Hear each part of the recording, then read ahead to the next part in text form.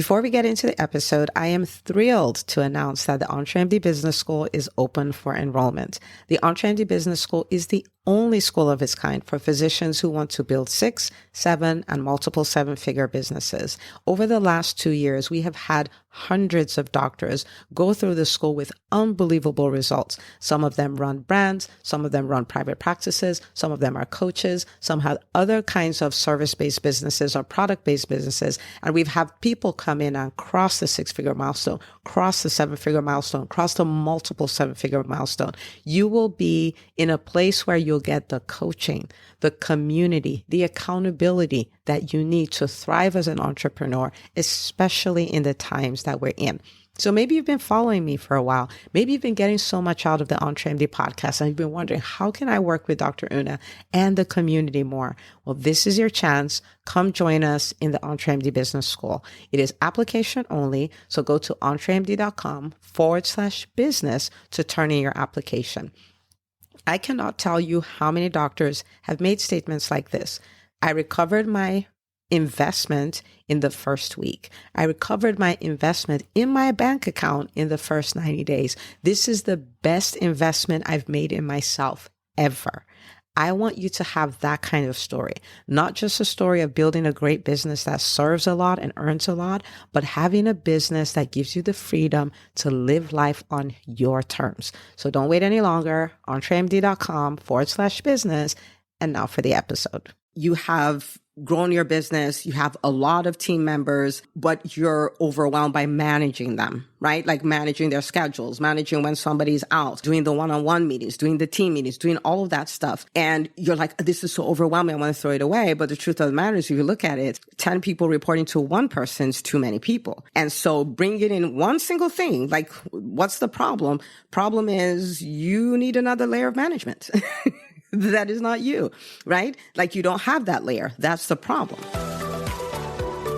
Hi, docs. Welcome to the EntreMD podcast, where it's all about helping amazing physicians just like you embrace entrepreneurship so you can have the freedom to live life and practice medicine on your terms.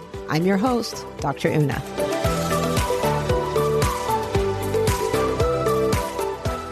One of the things that shocks entrepreneurs the most when they start getting successful is that there is burnout, there is overwhelm, there is stress that can be associated with success, so much so that they no longer want to grow, they don't want to get bigger, they don't want to succeed anymore. And in fact, sometimes they're like, I just want to throw this business away. Today, I'm going to show you what to do if you start feeling overwhelmed by the success of your business. Now, a lot of this came out of a number of conversations I've had with doctors over the years. And it doesn't matter whether you are, in the early stages of your business or you have already hit the $1 million mark. The challenges that come with success are almost inevitable, except you know what to do. The way we say it in the EntreMD Business School is that the reward for solving problems is new problems, right? And so these things show up, but they're problems that, go with the territory. There are some that are just a result of things that we don't know. But today I'm going to show you how to fix the ones that are as a result of things you don't know. So I had a conversation with a doctor who was in the earlier phases of her business, and she was probably at a 10th of capacity, but she had just started experiencing growth. And she says, oh my goodness, I am so overwhelmed by the few clients that I do have. And so when I think about getting any bigger, I don't even know how to handle it.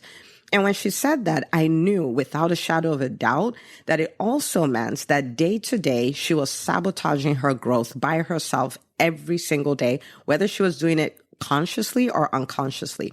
And so when there are opportunities to increase her visibility, I know she won't take it or she'll just do it a little bit. I know when there are opportunities to make big asks, I know she'll hold back because she doesn't really want the new clients anyway. And so I told her, I said, okay, so this is something that we absolutely need to fix because it is too expensive. It is too expensive to spend your hours as a CEO of your company trying to not grow your company, like actively not growing your company.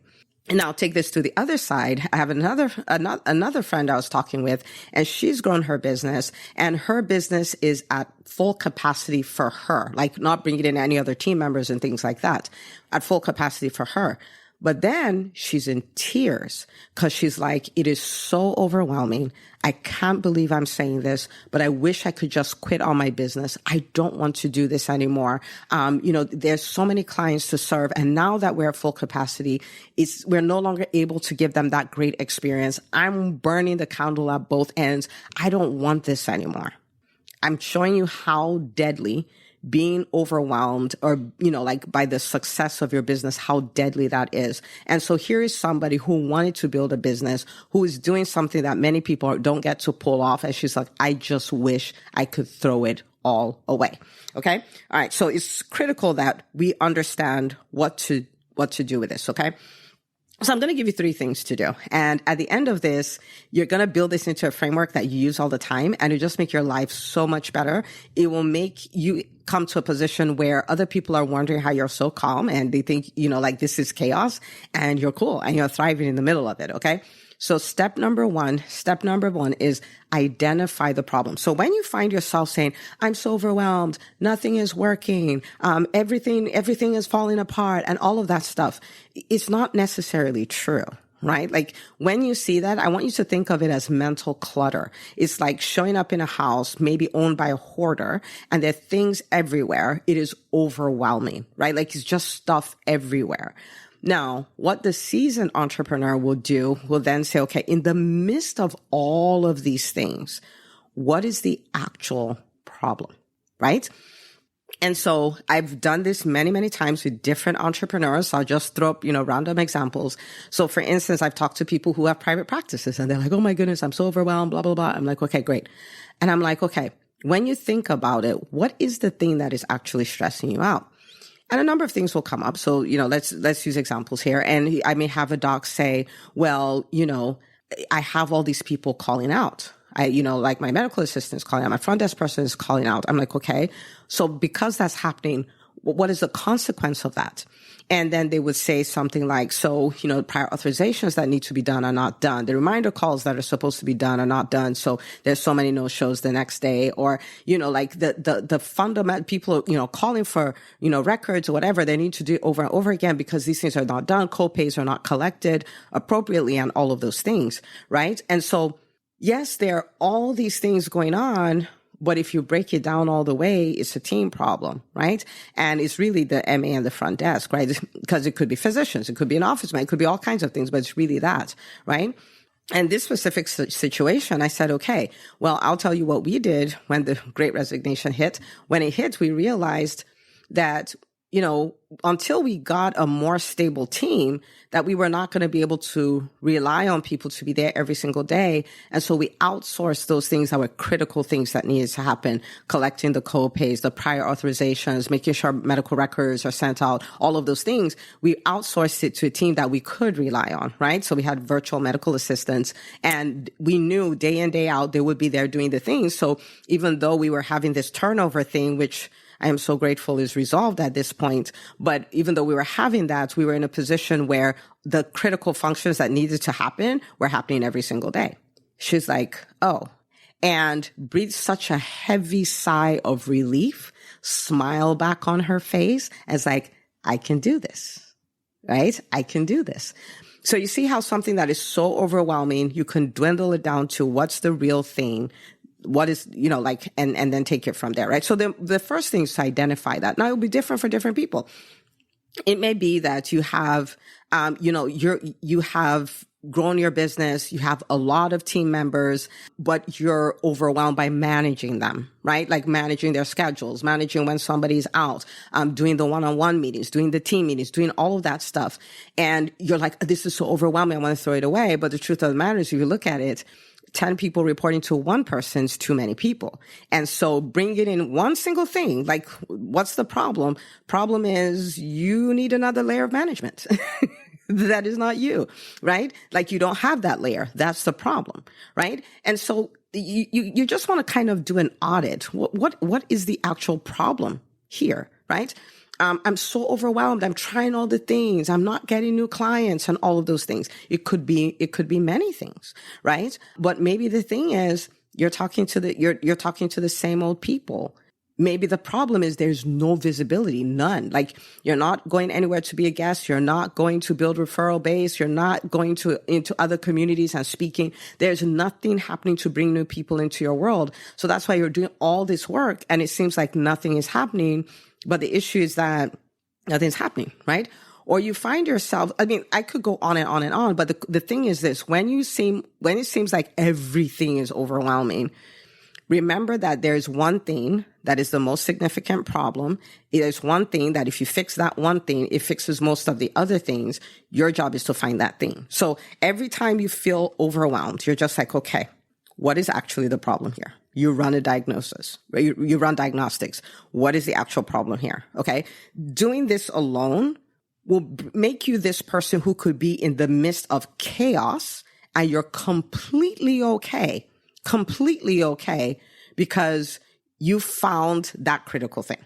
Okay. Now, someone else may be super overwhelmed and they're like, I'm working hard. I'm seeing a lot of clients. We're not making enough money. Right. And sometimes I will look into their business and I'm like, okay, we have a business model problem here. Right? Like that's the problem. The problem is you're offering a service for a little amount of money and you are serving like relatively a few patients or a few clients. And because of that, the number you're trying to create, you just can't create it. You can't create it. So that means you either change your price or you change your volume or you change your goal.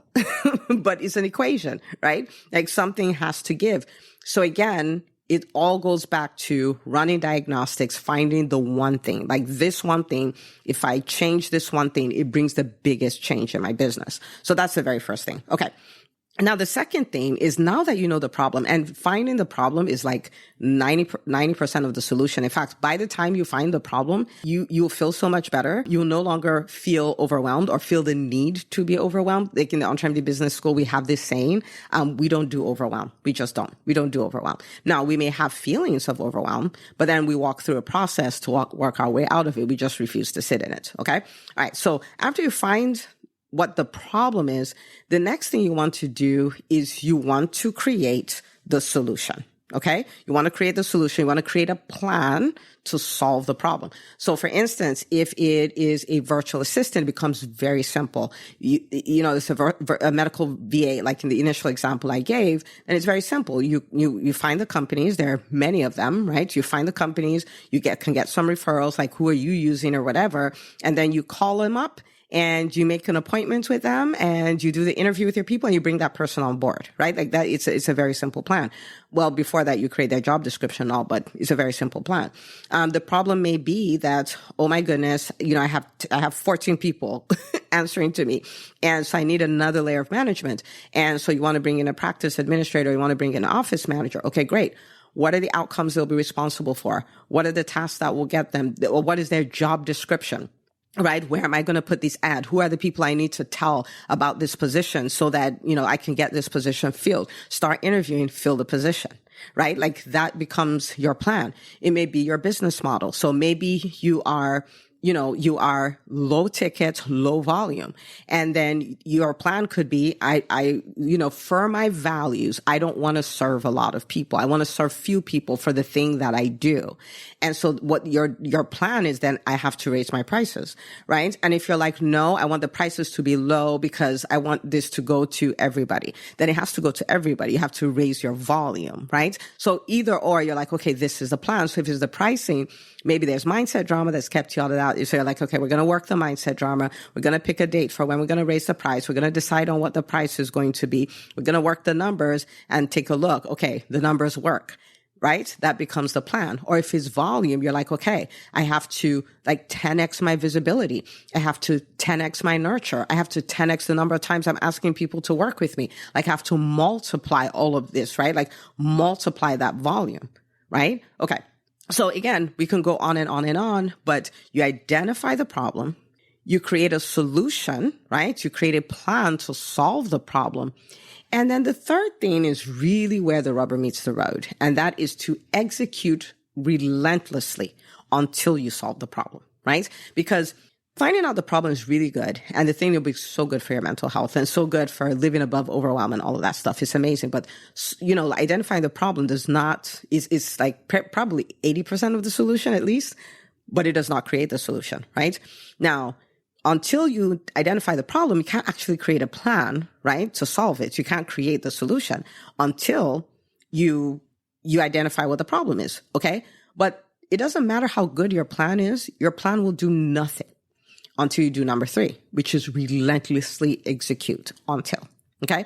So we live in a time where, hard work, is now made synonymous with hustle, and everybody's, I don't want to hustle and things like that. But I'm telling you, in entrepreneurship, if you want to have great results, hard work is required. Okay. Now there's hard work and there's toiling. Let me digress a little bit and talk about that. So toiling is like, I do a whole lot of work, and I see a little bit of a reward, and I have to sacrifice so much, like so much of the critical things. So my family, my health, my faith, like significant things that are not worth giving up for any business in this universe, right? I have to give up all that to get some reward, right? That's my version. That's my definition of toiling. Okay.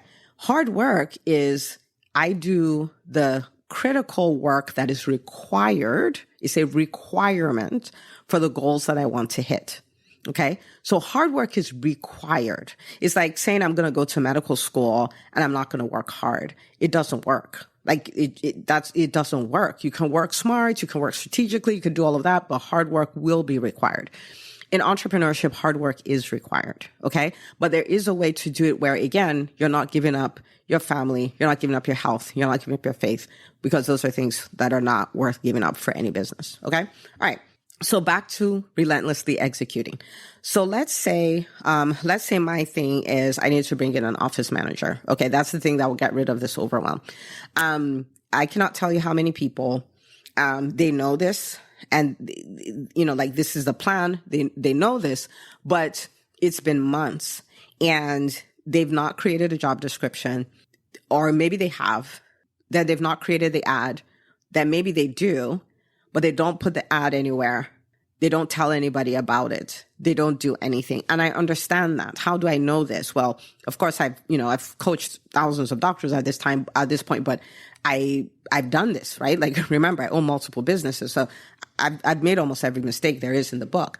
Now, there may be mindset drama around, and sometimes we don't readily identify, but maybe you've never hired that level of team before. So you're like, well, I don't know and you may not use this language, but that's what it is. I don't know if I'm worthy of this caliber of person working with me, right? I don't know that I can lead this kind of person. Or I hired somebody like this before and they left. And before they left, they gave me feedback and told me I sucked as a boss. And there are all these things that come up, right? But the thing is this, we want to see them and address them so they don't stop us from taking action, right? So if it's office manager, let's say I'm like, I've never hired somebody like that. I don't feel worthy, or, I don't know if I can lead somebody like that or whatever, but until I do it, I would have never done it. And so, people ask me like, how do you go when you feel the inertia? I'm like, I don't wait for motivation. Motivation is not required, right? Like if this is something I need to do, it's something I need to do. And I may do it feeling afraid. I may do it feeling unsure. I may do it and it's messy, but this is a deal. Even if I don't get it right, guess what? I have experience and I can do it better the next time. And so I don't let that stop me, right? And so the idea is I will go at it until, so which means I will take the time to say, okay, these are the KPIs, the key performance indicators, or the outcomes that this person will be responsible for, right? So I identify those. I create their job description. I create the ad. I put the ad out there. I tell everybody I'm hiring, right? And I start interviewing, and you've heard our podcast episodes on interviewing. So I'm doing 3 interviews with 3 different people, asking those questions. I did a podcast episode on the questions you want to make sure that you ask on an interview. And I'm doing all of those things until I get my office manager, right? And once I get that person in, then all of a sudden I can have, 3 core people reporting to me. Everybody else reports to that person. I would have bought back hours and hours and hours of my time back. I'm back to peace. I'm back to, having a great time balancing my dream business and my dream life and all of those things. But if I do not act relentlessly until I get the result, that is not going to happen, right? So you identify the problem, you create a plan to solve the problem, you relentlessly execute that plan until you create the result, right? And I will say that, in doing all of these things, of course, you can see that patience is required, because I can choose not to be overwhelmed because I know that I'm working on the thing that will make this end. It will make the things that are making me feel overwhelmed have a deadline, have a timeline. Like you can bother me until this day and not a second after, right? And so I can choose that I'm going to be at peace, even though the chaos is still there, because I'm solving the problem, right? Okay. So patience will be required, but this is the deal, right? This is the deal. Maybe this is more like a warning. So when you start this, you'll find out that this is a process you'll always be working. I tell people all the time, your business is a construction site, and the reward for solving problems is new problems. So let's say, I was the one that had 14 people reporting to me, did all this stuff. Now I brought in the office manager. Right? And I brought in the office manager, and she was doing her stuff, and it created growth. Guess what happens when you grow? Chances are the systems that worked before you grew don't work anymore. So things start falling through the cracks and all of those things. And I have another thing that could make me overwhelmed. So what's my job? I identify what the true problem is. I create a plan. I solve the problem. And I do all of these things while being patient. Right? So it shows you that this process never ends. This is identify, create the plan, work the plan. Identify, create the plan, work the plan. This is just what we do. Why? Because you're an entrepreneur. You are the owner of a business. You are a CEO. Your job is to solve problems. And so when problems appear, don't let it drive you nuts. This is your job. So do your job, right? Our job is to solve problems. That's what we do. Okay. All right. So what do I want you to do with this? I want to invite you to choose, like the people in the Entrepreneur Business School have chosen, like, I don't do overwhelm. Like when something comes and it makes me have this feeling like you're overwhelmed and stuff like that, I stop and I'm like, okay, what exactly is the problem here? How can I solve this problem? Then I go solve the problem. But I'm like, I refuse to sit in overwhelm. I refuse to live in that neighborhood. It's a bad neighborhood. I don't want to be there, right? It's so easy to stay there and be paralyzed and, like have palpitations and have so much anxiety and all of that. And I just choose not to do it, right? And guess what? You will always have opportunities to be overwhelmed in your business. So then you choose, I'm going to do it or I'm not going to do it, right? You have choices. Okay. Anyway, so here's the deal. I want to invite you to practice this like right now. Pick the thing that may be overwhelming or make you feel like you might be overwhelmed in your business. Pick it and go like, okay, I'm just like, nothing's working. I'm just overwhelmed. Okay, great. What exactly is the problem? What's the true problem here? Okay. What is the plan to solve this problem? Boom. All right, let's start acting the plan. Okay. And you can send me a DM, a private message on Facebook, Instagram, wherever, and just say, oh my goodness, Dr. Una, I did that. It was like the best thing since sliced bread. I'd been walking around overwhelmed, and now I'm like at total peace. I know exactly what to do. I'm working the plan. So even though everything hasn't fallen in place, I know it has a deadline. I know this will be over soon. Okay. I would love to see you do that. And if you're like, oh my goodness, like now I understand what has been happening in my business this whole time. And you're like, and I can do this, but I hear you and I want to be part of the community where people are just doing, like, this is their MO, this is what they do, and they've decided they're not living with overwhelm, and they're building their dream businesses and their dream lives at the same time. As always, I invite you to check out the EntreMD Business School. It is the only school of its kind for physician entrepreneurs, producing more 6, 7, or multiple 7-figure businesses than any other business school. Okay. So schedule a call with my team. They'll be happy to walk you through it, give you the details, and then you can decide if this is your best next step or not. So entremd.com/call. That's where you want to go make that appointment. It's entremd.com/call. Okay. All right. I'm rooting for you because now you have a framework that you can use whenever, so you can go through your journey as an entrepreneur without the overwhelm. Okay. I'm inviting you to do that. I'm celebrating you. I'm so glad. I want you to share this episode with another doctor in your life to say, hey, let's do this together. We are not doing overwhelm anymore. And I will see you on the next episode of the EntreMD podcast.